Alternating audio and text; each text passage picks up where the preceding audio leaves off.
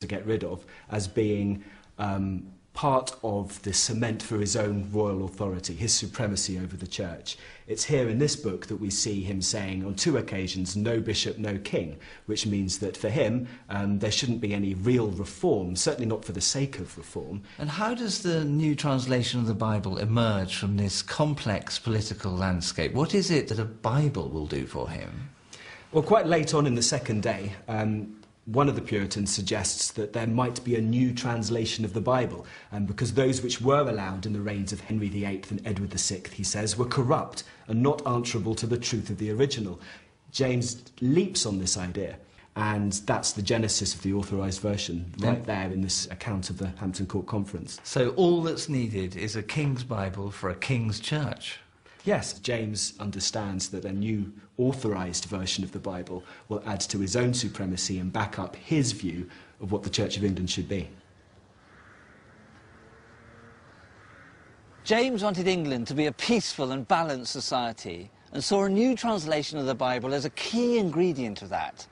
But there was already a string of English Bibles, so why wouldn't any of them be good enough for the king?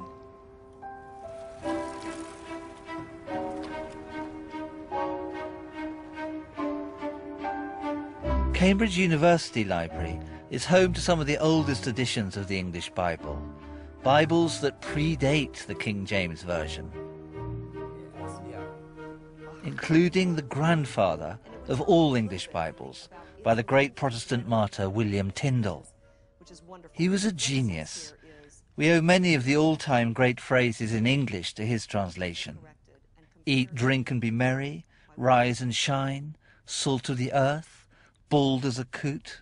What it says here is... But as Laurianne Ferrell, a specialist on the translations, explained, James had problems with the seditious tone of many of Tyndale's words. This is about... Well, we can look here. I think theologically we can see a swipe at the church, a rather large swipe and very important swipe at the church, in Matthew 16:18, where Jesus is said to have said, "You are Peter, and on this rock I will build my church." That is a very famous line, always used to actually uphold the power of the papacy.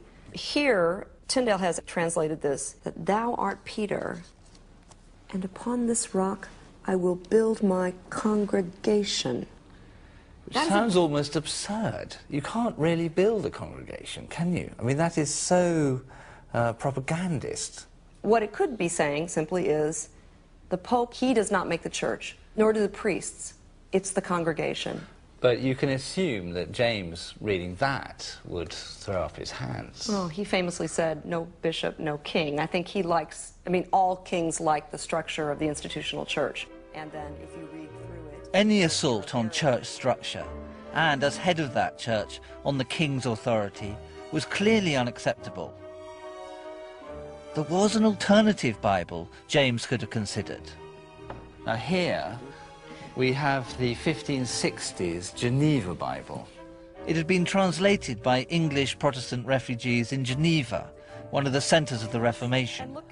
Look how worn out it is. I mean, look at it, it's already... But the problem was that this Bible contained equally treasonable annotations.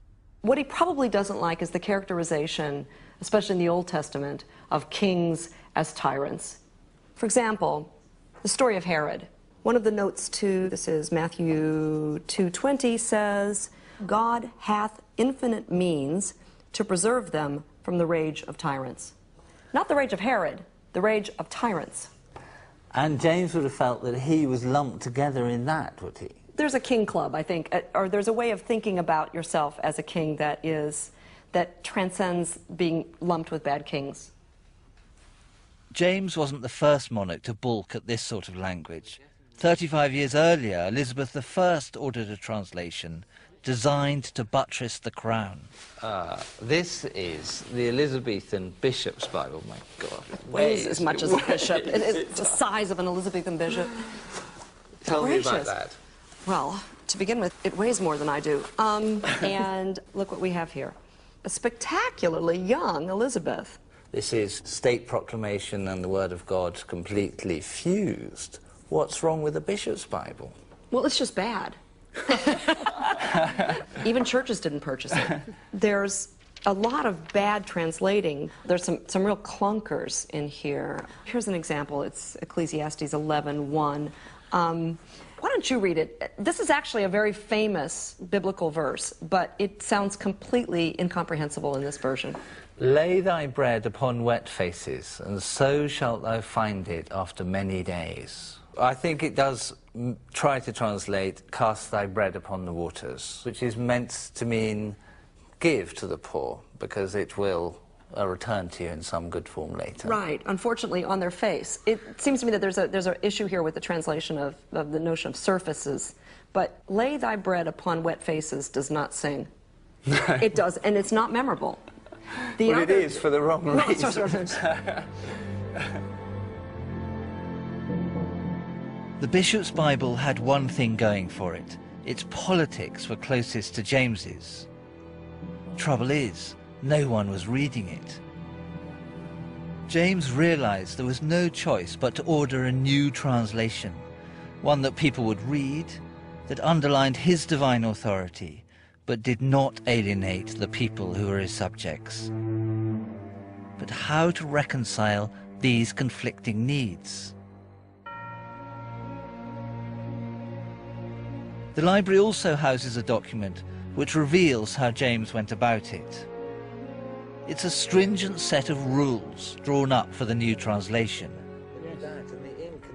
The commission for the new Bible was the only concession given to the Puritans at Hampton Court. They lost on every other issue. And what I see in the rules is attempts to control the particular points that were close to the hearts of Puritans. There are several that are relevant to this. The first of the rules is that the ordinary Bible read in churches, commonly called the Bishop's Bible, is to be followed, and as little altered as the truth of the original will permit. No marginal notes at all to be affixed, but only for the explanation of Hebrew or Greek words. And the old ecclesiastical words to be kept.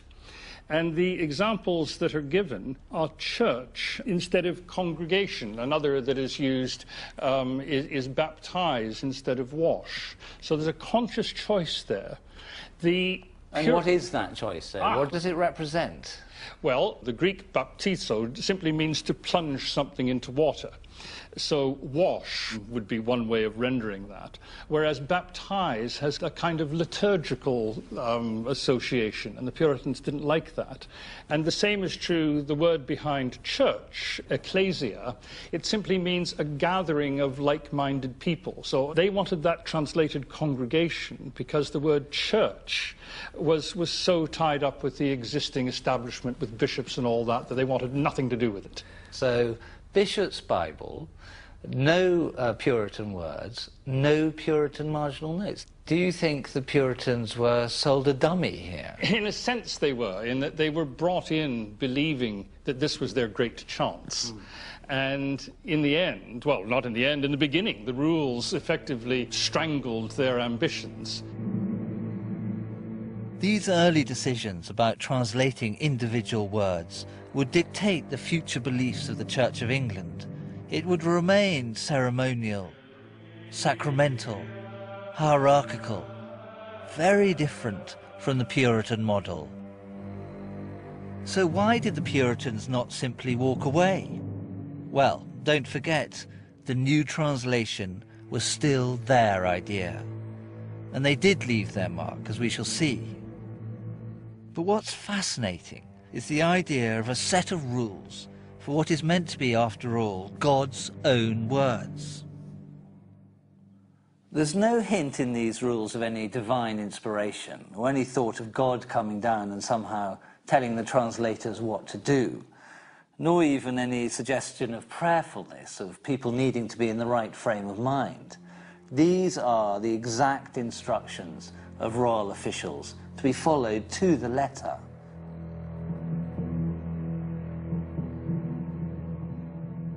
All that was left now was to choose who would follow these rules.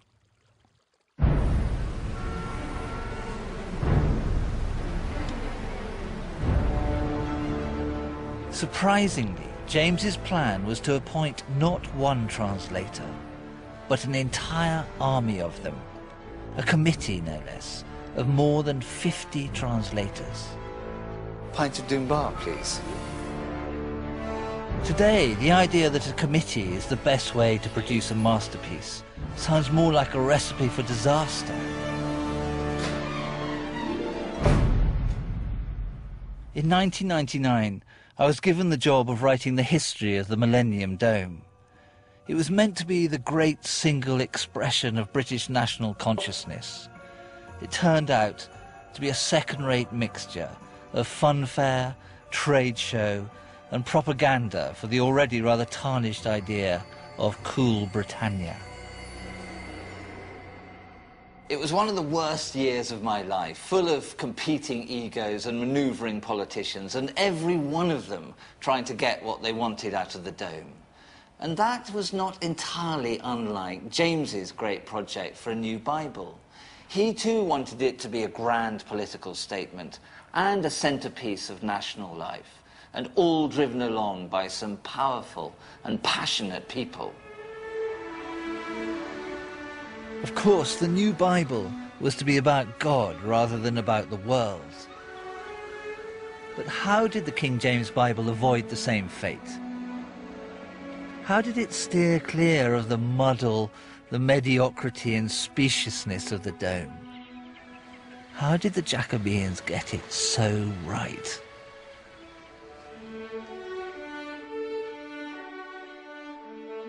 Jesus stood on the shore, but the disciples knew not that it was Jesus.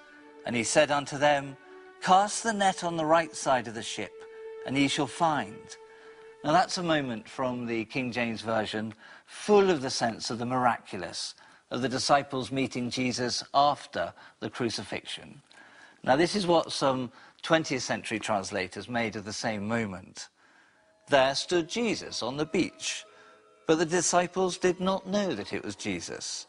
He said, Shoot the net to starboard, and you will make a catch. For me, about as much atmosphere as a 1930s bathing party.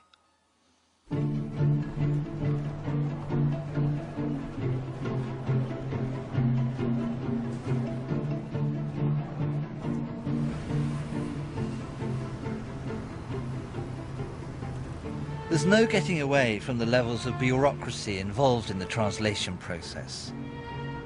Around 50 translators were to be appointed to work in 6 separate subcommittees, or companies as they were called. If the word company conjures up ideas of shareholders, targets, reporting systems, that's entirely right.